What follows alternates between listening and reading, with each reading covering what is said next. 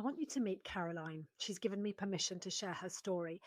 I'm angry on her behalf, and I really think you should be too. Caroline wakes up at around 6 a.m., and before she even gets out of bed, she has started running through her day in her head. Not her meetings or her to do list, but one focus: where will the nearest toilets be? Will I need to lift anything or rush anywhere? How long will that journey or that meeting take? What if I laugh too hard? What if I sneeze? What if I smell? So she prepares. Spare underwear in her bag, pads, dark clothes, a longer top, chosen to hide any leaks. Her body is braced before she coughs or laughs. She avoids rushing.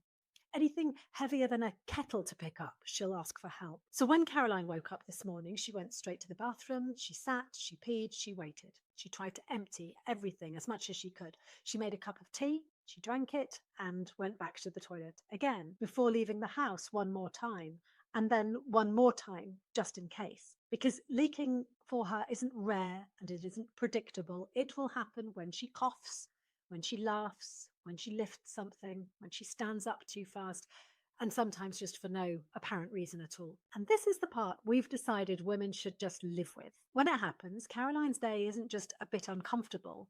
It's over, because only after all that prep did she get dressed, do the school run, and head on to work, looking to everyone else like a beautiful woman who's got it all together.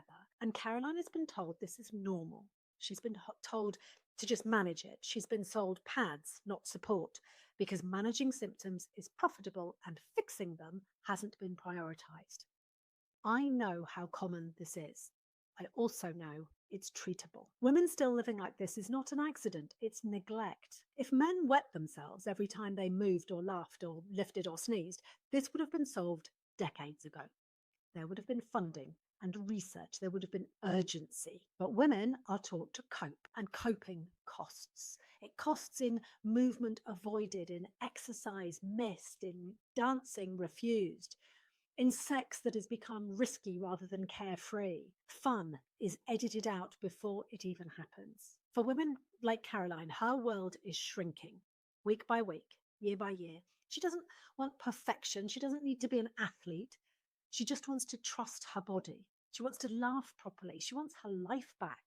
This should not be the price of being a woman. This is where the coping ends. MUTU is clinically validated to fix this. If you recognize yourself in Caroline, please don't put this off for another year. You deserve more than just managing symptoms. You deserve your